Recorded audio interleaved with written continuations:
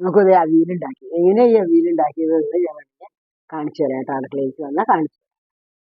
ഇത് അവിയലാണ് ഉണ്ടാക്കണം കേട്ടോ. ക്യാരറ്റ് അരിയാൻ ഞാൻ അവിയലിന്റെ കഷ്ണങ്ങൾ അരിയുമ്പോൾ നല്ല ഭംഗിയായിട്ട് അരിയും. ഞാനത്ര എക്സ്പെർട്ടൊന്നും അല്ല അങ്ങനെ അരിയാൻ. എന്നാലും പക്ഷേ അരിയുമ്പോൾ എപ്പോഴും നന്നായി അരിയണം കേട്ടോ.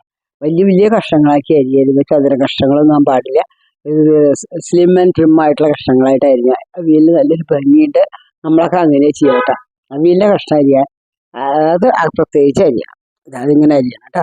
ഇപ്പോൾ മുരിങ്ങക്കായ ഇട്ടുണ്ട്, ക്യാരറ്റ് ഇട്ടുണ്ട്, മത്തങ്ങ ഇട്ടുണ്ട്, കുമ്പളങ്ങ ഇട്ടുണ്ട്. ബാക്കിയൊന്നുമില്ല. നേന്ത്രക്കായ കിട്ടിയപ്പോൾ നേന്ത്രക്കായ ഒരു കഷ്ണം ചേർത്തു. എല്ലാം വാഷ് ചെയ്തു നല്ല പോലെ കഴുകി പാത്രത്തിൽ വെച്ചു. എന്നിട്ട് എന്ത് ചെയ്യണം വെച്ച് കഴിഞ്ഞാൽ അതിൽ കുറച്ച് മഞ്ഞൾപ്പൊടി ഇടാം. നാളികേരം തേച്ച് കൊത്തി വെച്ചിരിക്കണം. ചെറുകിയിട്ടില്ല. ഇനി അവിയൽ കഷ്ണത്തിൽ മുളക് പൊടി, മഞ്ഞൾപ്പൊടി വരെ ലേശം ഇട്ട് ഉപ്പിട്ടു ഇത്തിരി വെളിച്ചെണ്ണ ഒഴിക്കാം.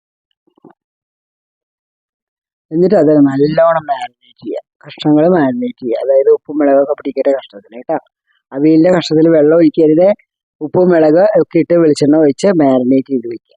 ഒരു 10 മിനിറ്റ് കഴിഞ്ഞിട്ട് ഇനി അത് അടുപ്പിൽ വെച്ചാൽ മതി. അടുപ്പിൽ വെച്ചു അടച്ചു വെക്കണം. സിമ്മിൽ വെക്കുക. ഇത് നാളികേരം അരച്ചു. തൈരിൽ അരക്കണം കേട്ടോ. എന്താ വെച്ചാൽ വെള്ളം ഒഴിച്ച് അരക്കണ്ട. ഇത്തിരി ജീരകം ഇട്ടു, 2 പച്ചമുളക് ഇട്ടു, നാളികേരം അരക്കുക.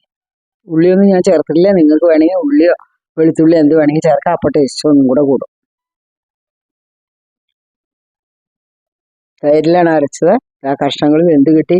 ഈ കഷ്ണങ്ങൾ ഞാൻ വേറെ പാത്രത്തിലേക്ക് മാറണം. നല്ല സുഖമായിട്ട് ഇളക്കാൻ വേണ്ടിയിട്ട് വേറെ കടായിലേക്ക് മാറ്റാൻ പോവാം കേട്ടോ. ഈ കടായി സൗകര്യമില്ല. ഞാൻ ട്രാൻസ്ഫർ ചെയ്തു. അത് കടായി ട്രാൻസ്ഫർ ചെയ്തിട്ട് ഇതാ നാളികേരം അരച്ചതും എല്ലാം മാറ്റിയപ്പോൾ സുഖമായിട്ട് ഇളക്കാം കേട്ടോ. അവിയലിൻ്റെ ഇതെല്ലാം എന്താ ഭംഗി നോക്കൂ. അവിയലിൻ്റെ അയ്യോ നല്ല രസം. കറിവേപ്പിലിട്ടു. ഇനി കുറച്ച് പച്ച വെളിച്ചെണ്ണ ഒഴിക്കുക.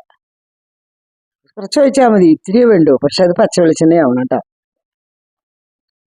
എന്നിട്ട് നല്ലപോലെ ഇളക്കുക.